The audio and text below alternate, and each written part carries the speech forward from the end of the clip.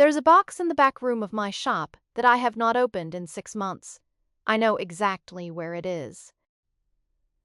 Third shelf, behind the ribbon spools wrapped in brown paper that's gone soft and gray at the corners from sitting untouched in the dark. And I know exactly what's inside it too, which is the whole problem. 300 wedding invitations, hand-pressed, cream stock with a single dried sprig of lavender under the vellum overlay, my own handwriting on the inside flap because I didn't trust anyone else to get it right. I made them myself.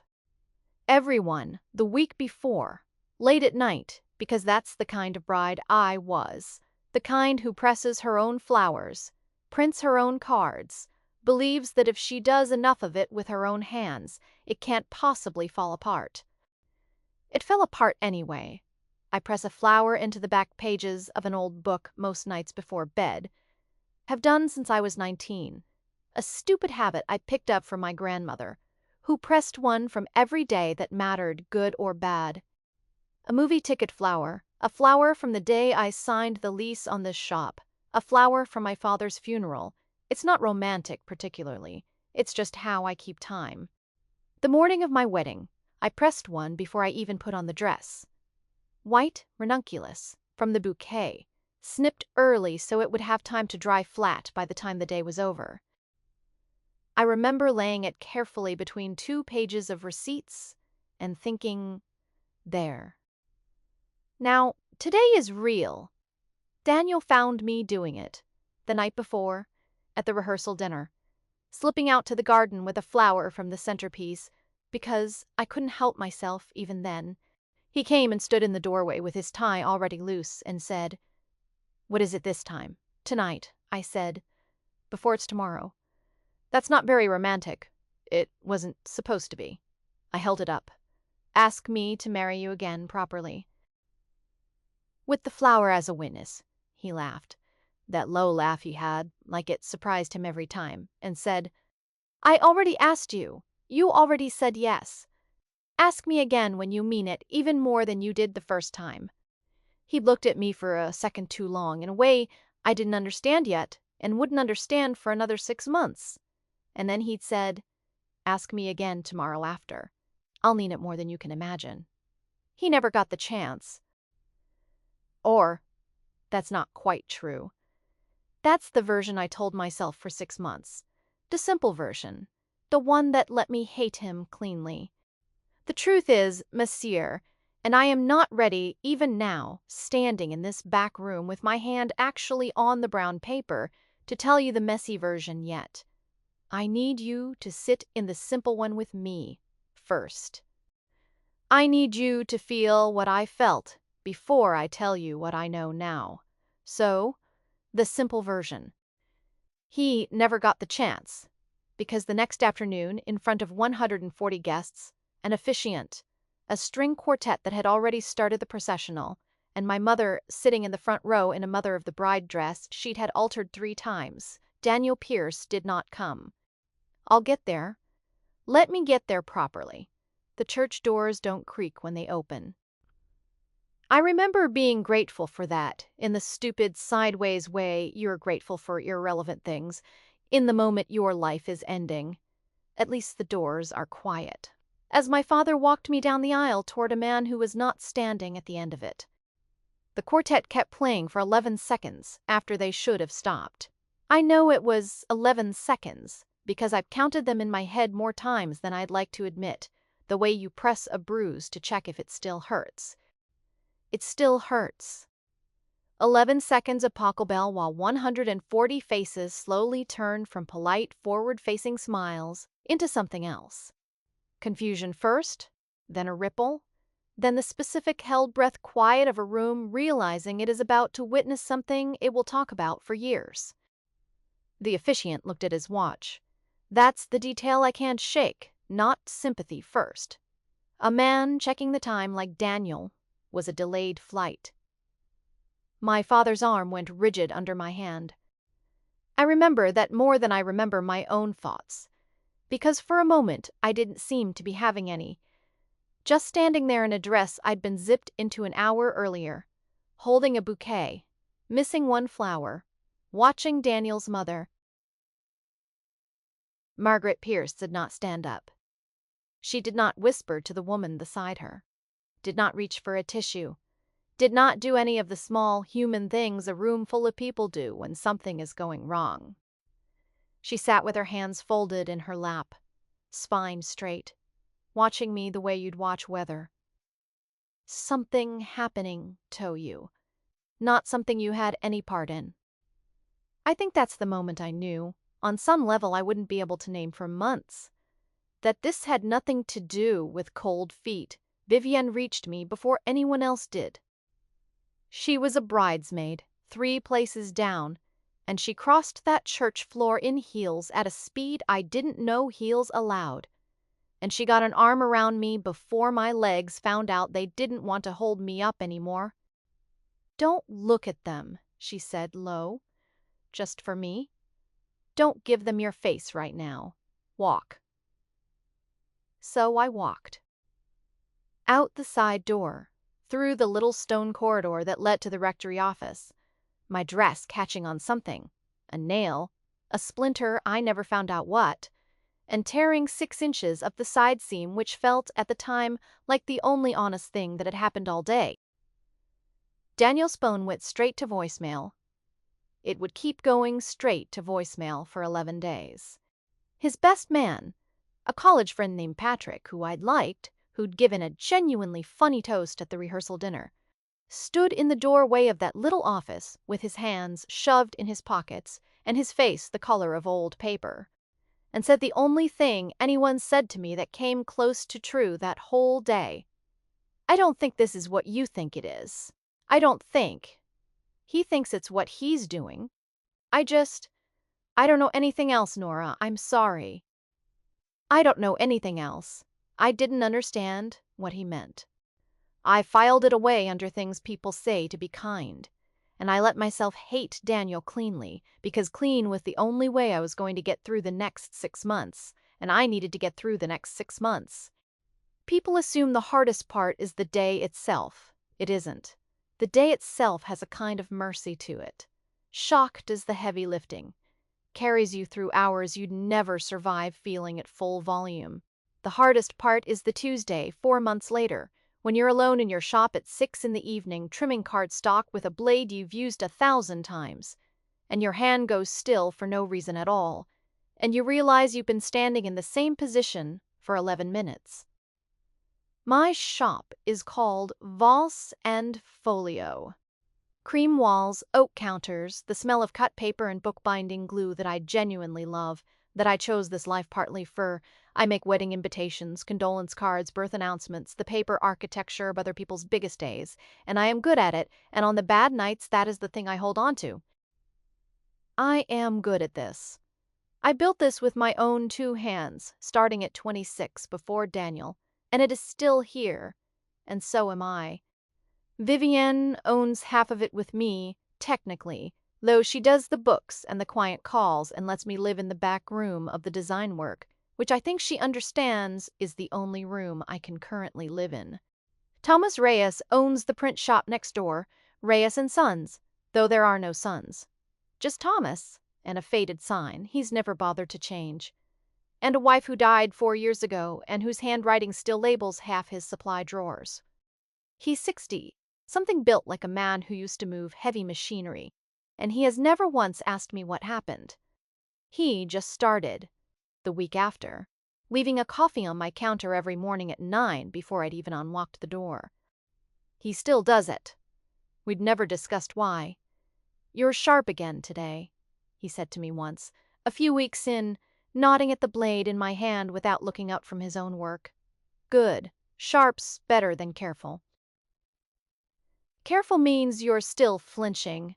I didn't know what to do with that, so I just said, "Thank you," and went back to work, and found out later he meant it as the highest compliment he had. The box arrived the day after the wedding. The invitations I'd made, finally delivered from the printer who'd handled the overlay vellum, a week late through no fault of anyone but the world's terrible timing. Vivienne intercepted it at the shop door before I could see it and took it straight to the back room. And that, I think, was the kindest thing anyone did for me in that entire month.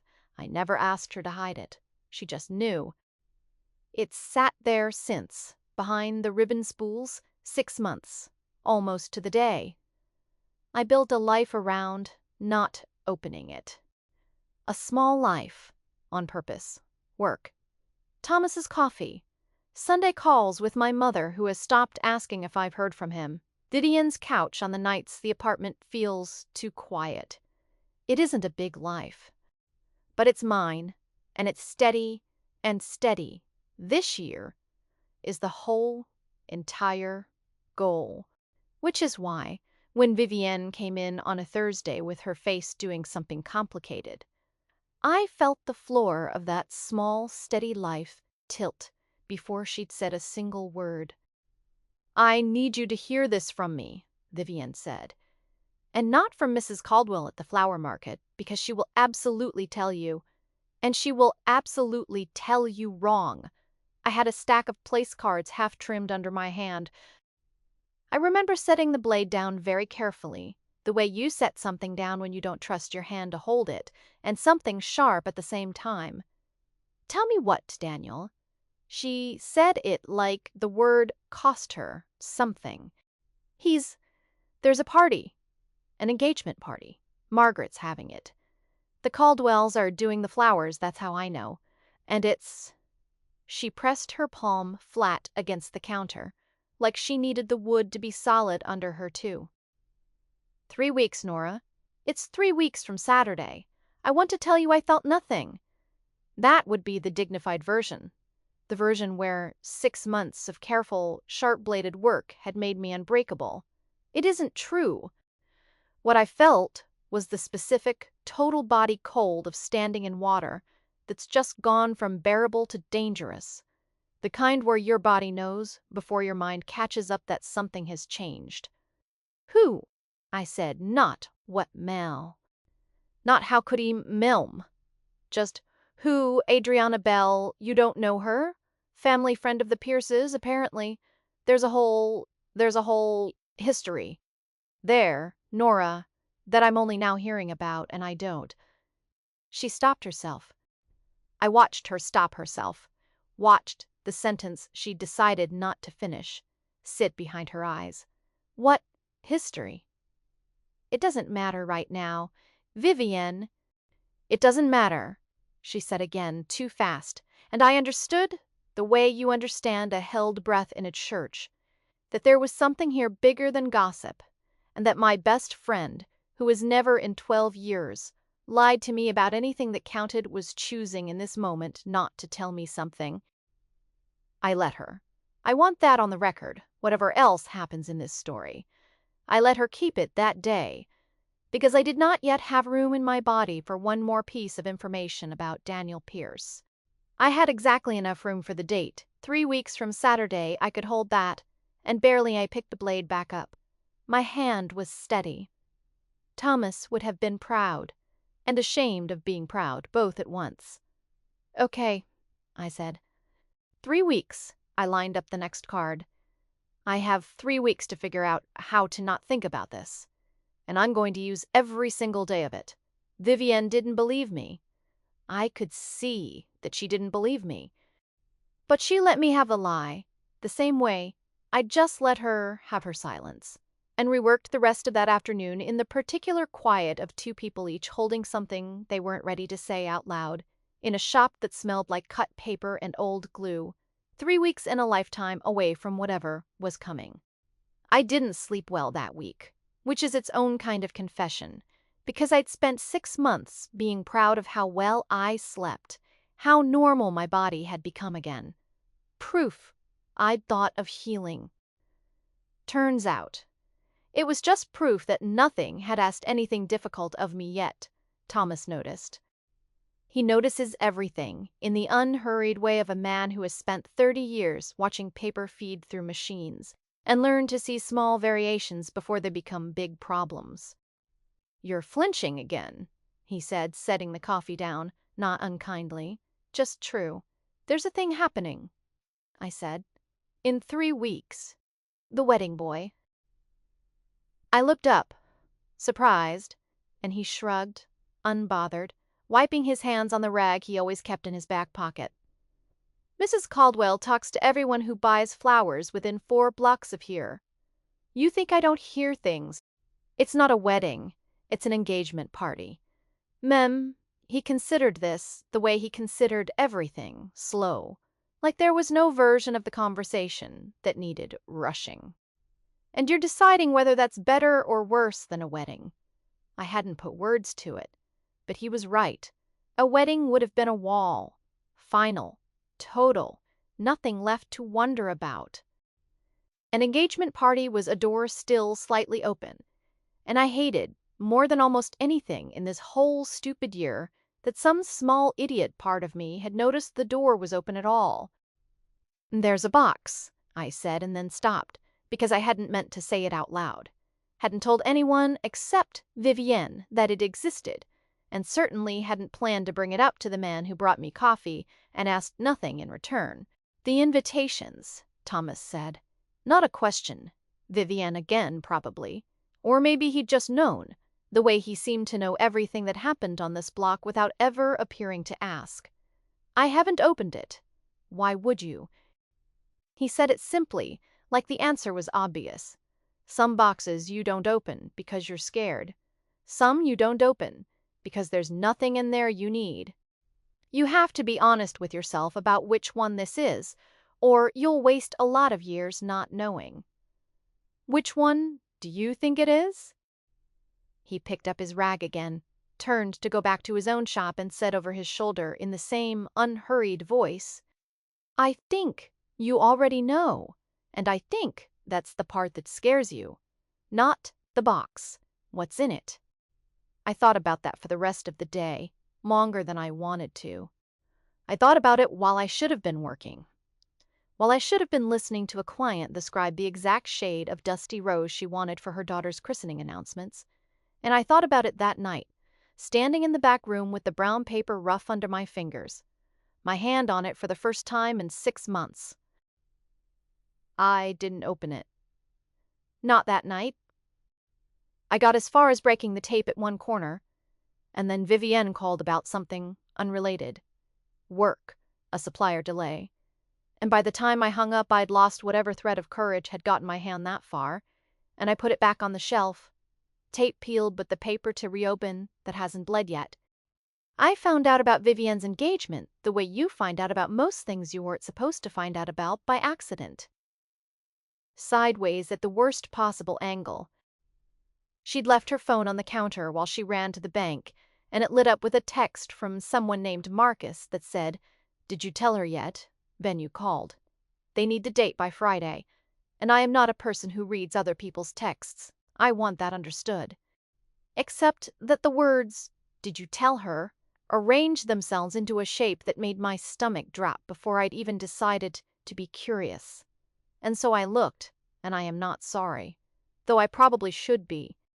When she got back, I was standing exactly where she'd left me, holding her phone, like it was something that might go off. Who's Marcus? I said, and what venue and what date? And were you ever going to tell me, or was I going to read about it in the paper? Next to Daniel's engagement announcement, since apparently this is a month for everyone in my life getting engaged except Nora. How long? She set her bag down very slowly, which is how I knew the answer was going to be a number I didn't like. 4 months. 4 months. You just... She stopped, started over, her hands doing something helpless in the air. You'd just been left at the altar 4 months before that, Nora. I got engaged on a Tuesday in March, and I came home and I thought about how I was going to tell my best friend, who'd had her wedding destroyed 8 months earlier, that I was getting married. And I kept finding reasons it wasn't the right week. And then it was the right week. And then it wasn't. And somehow it's been 4 months. And I am so sorry. And I should have just told you, because clearly hiding it has somehow made it worse, which I genuinely did not think was possible. I should have softened immediately. I want to be honest and tell you I didn't, not right away. Some ungenerous cornered part of me had wanted, for one ugly second, for the world to stop handing out happiness in front of me until I'd finished being sad, and Vivienne's news, however kindly meant, however carefully hidden to protect me, felt like proof that the world had simply gone on without waiting for permission. "I'm happy for you," I said, and heard how flat it came out, and hated myself a little for it. "You don't have to be happy for me today," Vivienne said gently, which was the exact right thing to say, and somehow made it worse. "You just have to not hate me. I can survive you not managing happy today. I don't hate you, I know." "I know you don't." She came around the counter and didn't hug me, which I was grateful for. Just stood beside me, shoulder to shoulder, looking at the same shelf of ribbon I was looking at. "I should have told you. That's the only part I actually did wrong. The rest of it, being happy. Nora, I'm allowed to keep that, even with everything going on with you. You'd tell me the same thing if it were reversed." She was right, and I told her so. Eventually, later that night, over the kind of bad wine you drink specifically because the day has been bad, and we patched the thing between us back together the way you patch most things between people who've known each other 12 years, imperfectly, honestly, with both of us admitting the parts we'd done wrong. But something had cracked loose in me that I couldn't put back exactly where it had been. If Vivienne could hide something that size out of love, out of timing, out of not knowing how to say a hard, true thing at the right moment, what else might be true that I'd build a clean, simple story around instead of asking? I thought, for the first time in 6 months, about Patrick in that rectory doorway. "I don't think this is what you think it is. I opened it on a Sunday. Alone, on purpose, because some things you have to do without an audience, even a kind one. The Tate came away easier than I expected, like the box itself had been waiting. Underneath, the invitations sat exactly as I'd packed them. 300 cream cards, the lavender beneath the vellum gone, the soft brown of pressed things left long enough, my own handwriting on each inside flap, and then the date that never happened, looking up at me from 300 separate cards, like an accusation in triplicate. I almost closed it again right there. "I want you to know that." I got as far as setting my hand on the lid before I saw the corner of something that wasn't an invitation. Cream, but a different weight of paper, tucked beneath the top layer like it had been slipped in afterward, by someone in a hurry, someone who hadn't wanted it. Found right away. A card folded once. My name on the front in handwriting that was unmistakably his. Daniel wrote like he talked fast, and a little slanted like the words were in more of a hurry than he was, and inside, 4 lines. No date. No explanation of when he'd written it, or how it had ended up here instead of in his pocket on the day itself. "Nora," asked the printer's assistant to hide this in here for you, for after, because I wanted you to find something unexpected on a day that's already going to be the best day either of us has ever had. I meant every word at the rehearsal, and I'm going to mean it more tomorrow. Exactly like I promised. Whatever happens today, however it happens, I want you to know I was already yours before any of it started. I read it 4 times before the room came back into focus. Whatever happens today, however it has I sat with that sentence a long time, on the floor of my own back room, surrounded by 300 invitations to a wedding that never occurred, holding proof that the man who hadn't shown up had at some point before that day fully intended to, had been excited, had planned a small private kindness for after the ceremony, the kind of thing you only do for someone you intend to keep. It didn't undo anything. I want to be precise about that, because the easy version of this story is the one where a note appears, and 6 months of grief and humiliation evaporate. And that is not what happened, and I don't think it's what should happen in this story, or anyone's. He still hadn't called. He still hadn't explained. Not in 11 days, not in 6 months. He had let me stand in that aisle in front of 140 people, and find out alone in real time, in front of an audience, that something had gone wrong with no warning and no words. That doesn't get erased by 4 sentences in a card he wrote in advance for a version of that day that never came, but it did something else. It moved the question. For 6 months, I'd been asking, how could he do this to me?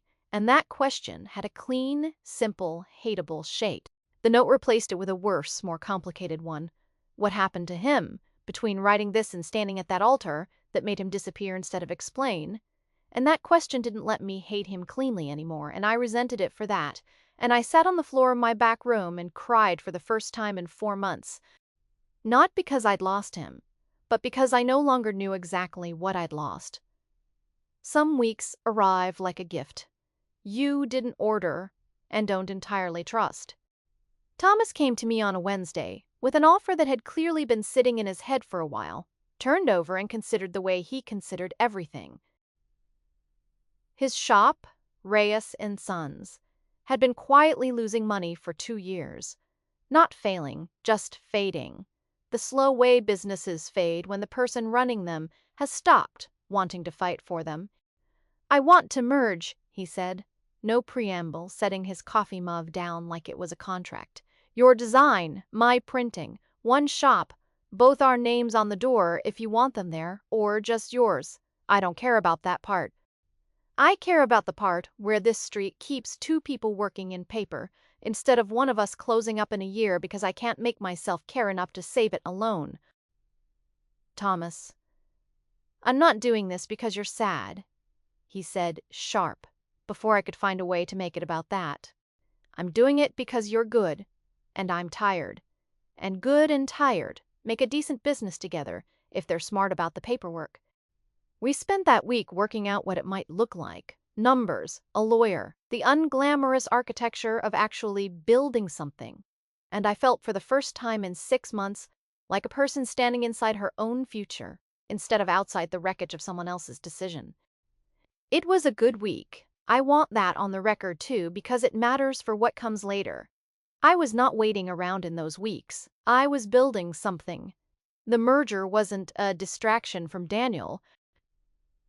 Daniel, by then, was the distraction from the merger. Vivienne and I, Mended, spent an evening picking out venues for her own wedding. And I found, surprising myself, that I meant every word of joy I gave her. Marcus turned out to be exactly as steady and unremarkable, in the best way as she deserved. The kind of man who refills your glass before you notice it's empty, and doesn't make a show of having noticed. I pressed a flower that week from the contract signing. Thomas had brought a small bunch of something blue from the market. For luck, he'd said, embarrassed by his own sentimentality, and laid it in the back of my book next to the bouquet ranunculus from 6 months earlier, and thought. For the first time, without flinching, look how much has happened between these 2 flowers.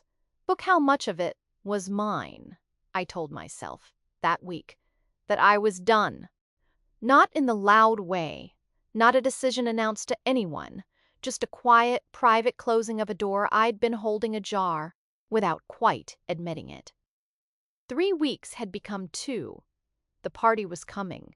I decided I would not go, would not send anything, would not think about it on the day, would simply let it happen somewhere I wasn't, to a man whose handwriting I no longer needed to forgive in order to move forward. It felt, for 4 entire days, like peace. She came into the shop on a Tuesday afternoon and I knew her immediately, even though we'd only met twice. Daniel's younger sister, 26, with the same fast, slanted way of moving that he had, like she was always 1 step ahead of her own sentence. I need you to not throw me out, Celeste said by way of greeting. Because I drove 2 hours, and I will absolutely cry in your shop if you throw me out, and I don't think either of us wants that. I'm not going to throw you out. Okay. She exhaled, looked around at the cream walls, the ribbon, like she was buying herself a second to find the right opening line, and didn't find one, and just said it plain. My mother threatened to pull Daniel's partnership funding if he married you. The week before the wedding? Maybe 2 weeks before. I don't know the exact day. I just know he came to my apartment the night before your wedding, looking like someone had died, and I didn't understand why until the morning after, when he still hadn't called you. And my mother told me, proudly, Nora. She told me like it was an achievement, that she'd handled the Eleanor situation. I felt the floor of the shop do the same slow tilt it had done the day Vivienne told me about the party. I set down the blade. I'd learned, by now, to set the blade down first. Handled it how? She told him the partnership was conditional on Adriana. On the family his father had already half promised him to before you ever existed in the story. Old money, old friends. The kind of arrangement my mother's been quietly steering toward for years. And she gave him an ultimatum the week before the wedding. And he didn't tell you, Nora. Because he didn't know how to tell you that the choice he was being forced to make was real, and he thought, I think he actually thought, that if he just didn't show up, you'd hate him cleanly and move on instead of hating him. And my mother and spending years in some legal financial mess, trying to fight a family with more lawyers than feelings. That's not a kindness, I said, and heard my own voice come out low and even and furious in a way I hadn't let it be in 6 months. That's cowardice wearing a kindness's coat. I know, Celeste said. I've told him that. I've told him that more than once. I'm not here to make him sound good. I'm here because the party is in 11 days, and I watched my mother get exactly what she wanted once already, and I'm not going to watch her get away with it twice without at least one person in this story knowing the whole truth before it happens.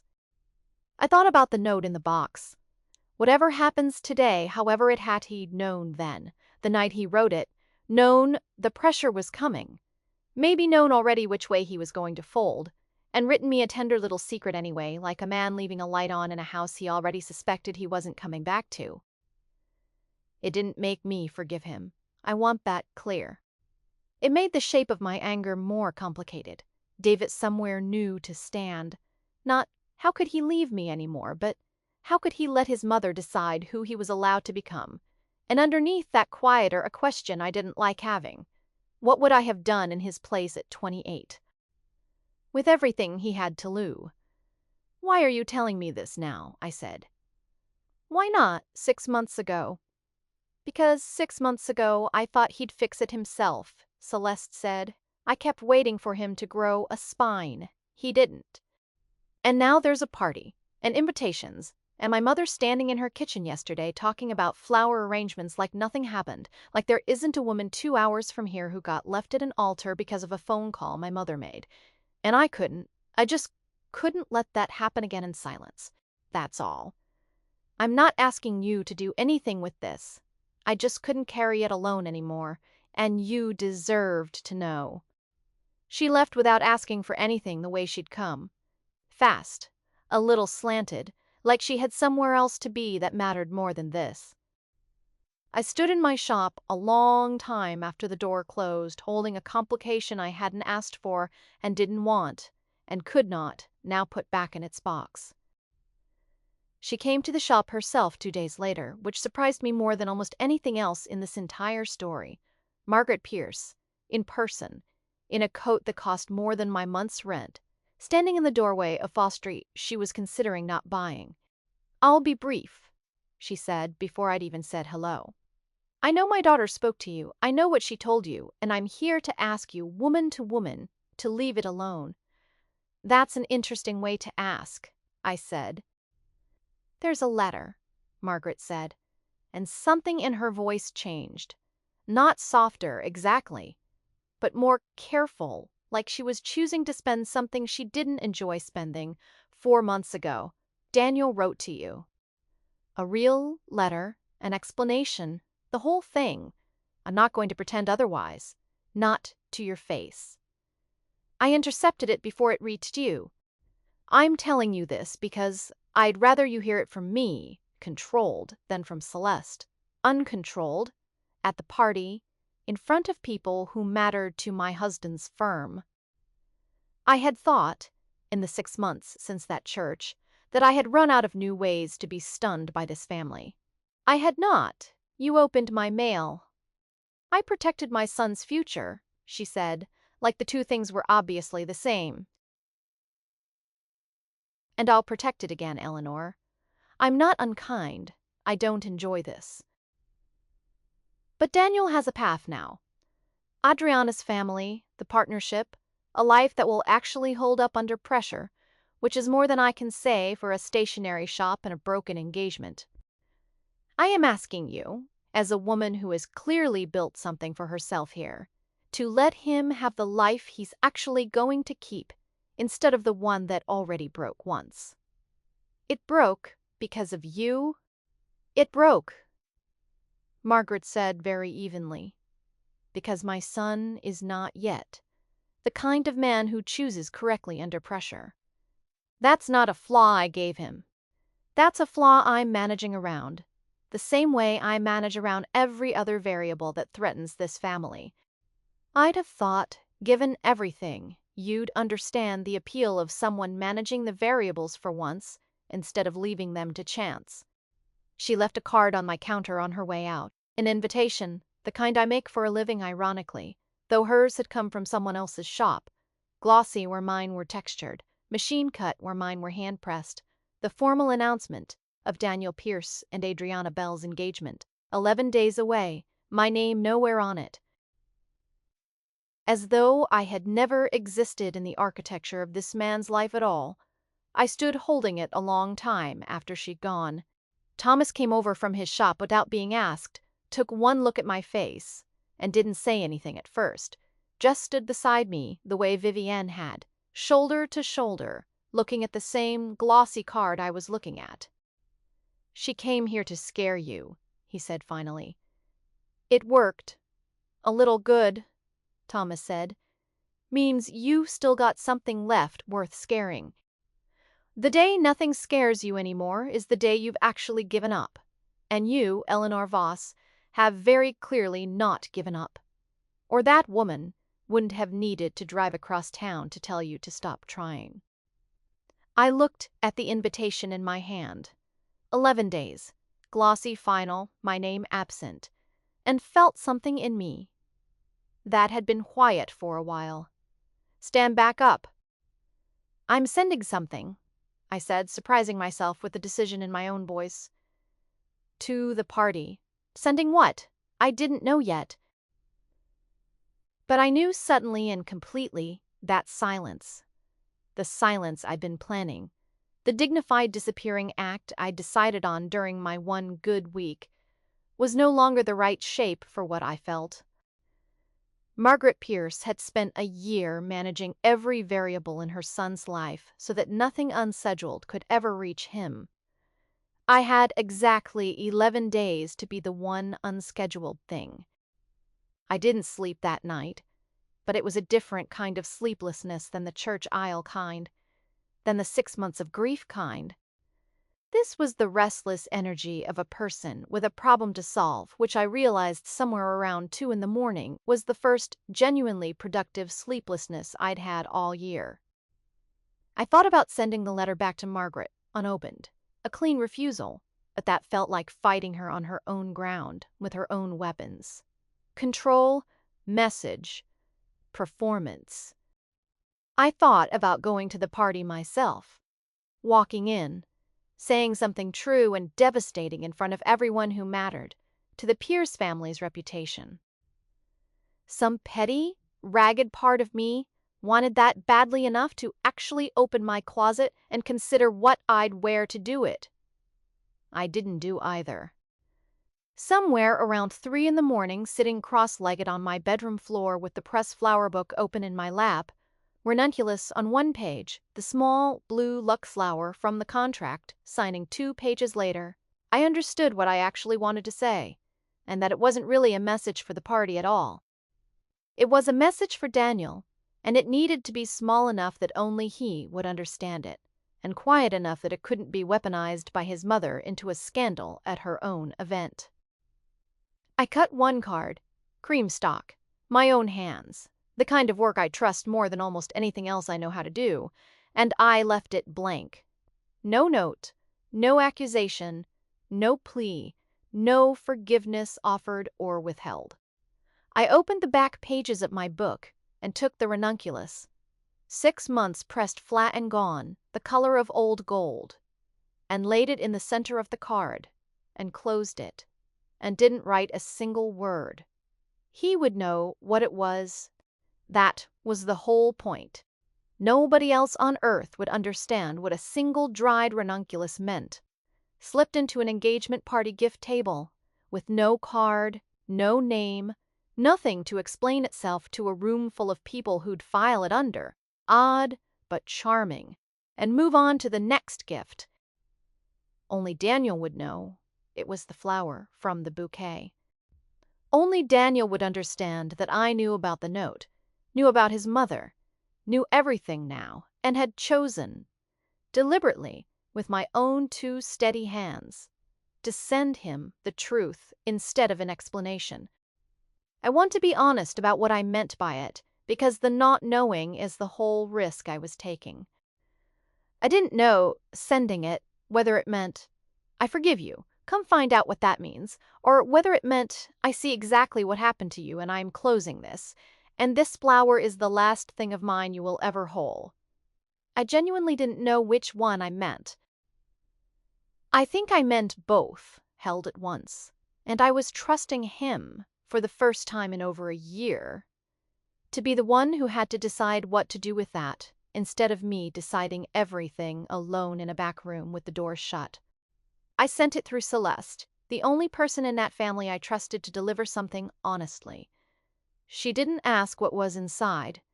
She just said, "I'll make sure it's on the table before the guests arrive." And I believed her. And that was that.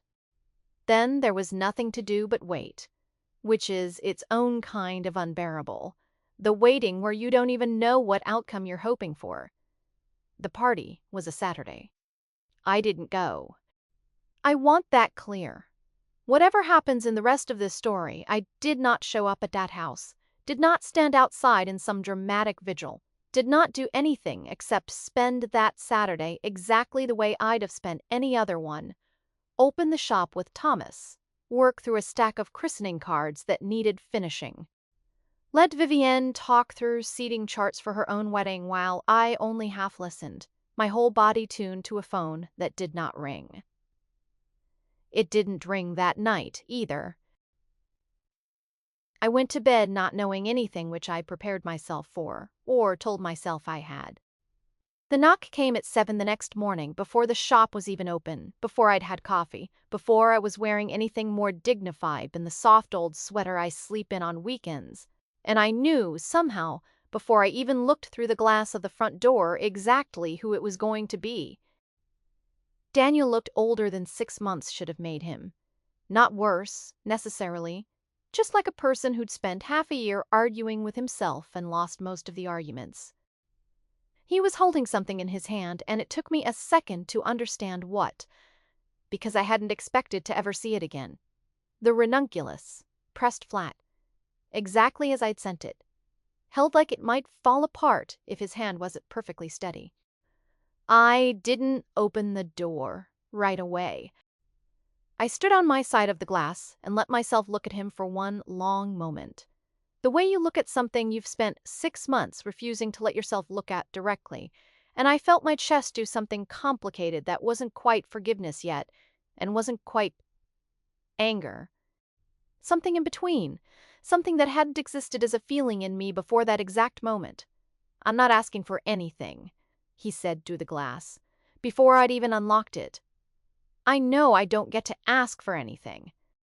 I just need 5 minutes, and then I'll go if that's what you want, and I will actually go this time properly with an explanation, instead of just disappearing into the version of events that's easiest for everyone but you." I unlocked the door. We didn't sit down. I remember that clearly. We stood in the doorway of my own shop, the smell of cut paper and old glue around us, the same smell that had held me together for 6 months, and he stood there in last night's clothes, still slightly wrong, like he'd driven straight from the party without going home first. "I didn't go through with it," he said. "Last night." I stood up in the middle of my own engagement party, in front of everyone, and I told Adriana, who, for what it's worth, looked more relieved than hurt, because I don't think she wanted this any more than I did, that I couldn't do it. That I'd already done this exact thing wrong once to someone who deserved better, and I wasn't going to compound it by doing it to a second person, just to keep my mother comfortable. And the partnership. Gone. He said it simply. No performance in it. No asking for credit. She made the threat real the moment I stood up. I called her bluff a year too late, but I called it, I have some savings. Thomas apparently made me an offer this morning before I even left the house. I don't know how he heard.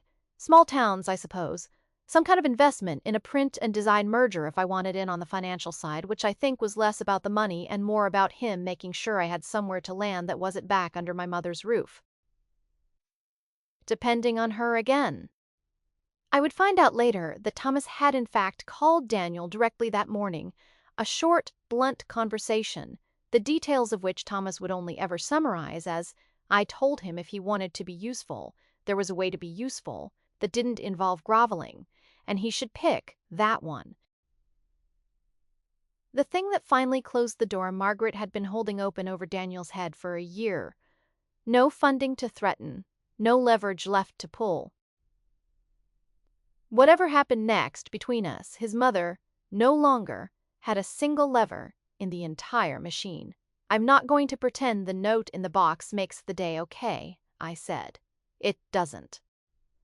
You let me stand in that aisle and find out alone in front of everyone, with no warning that happened. The note doesn't erase it. It just means I understand it differently than I did. I know, Daniel said. I'm not here asking you to skip past that part. I spent 6 months understanding exactly how badly I failed you, and I don't expect 5 minutes on your doorstep to undo it. I wanted you to know I came here with nothing left to offer except the truth, finally, on time, for once, instead of a year late. We stood there a moment, the early light coming sideways through the shop window, the way it does on the good kind of gray morning, and I found myself doing the thing I do without meaning to, noticing the quality of light, the smell of the room, the small, ordinary sound of Thomas's shop door opening next door. The world simply continuing around us while something enormous happened quietly inside it. I held the ranunculus where he'd set it down on the counter between us. 6 months, pressed flat. Older now than either of us had expected it to get. Ask me again, I said. He looked at me, not understanding at first. And then I watched the memory arrive in his face. The rehearsal dinner, the garden, the flower from the centerpiece, the rule I'd made up out of nothing because I needed today to feel real. Ask you to marry you. No, I said, and felt something in my own voice that hadn't been there in over a year. Steadier, quieter, entirely mine. Ask me if you can stay. Ask me if there's a version of this where we start over, slowly, properly, with nothing hidden and nothing managed by anyone's mother. Don't ask me the big question.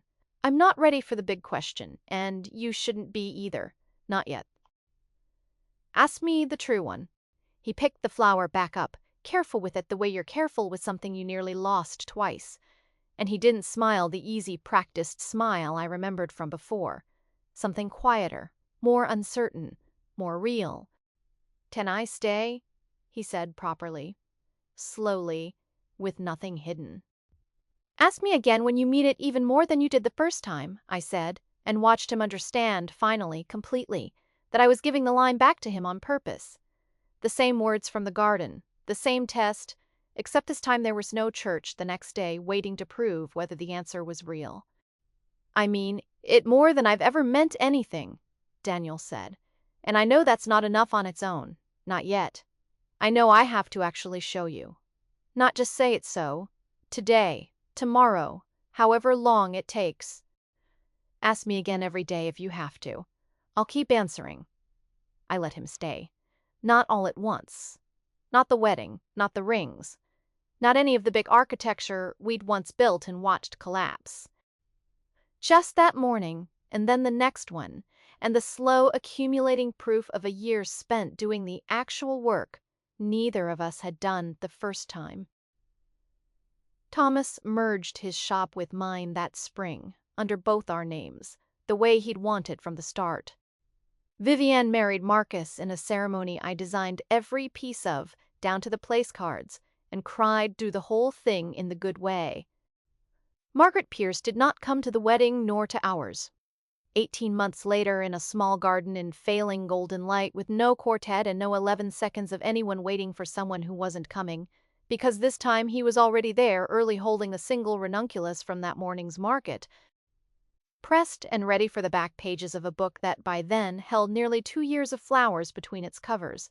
I press one from every day that matters, good or bad. That hasn't changed.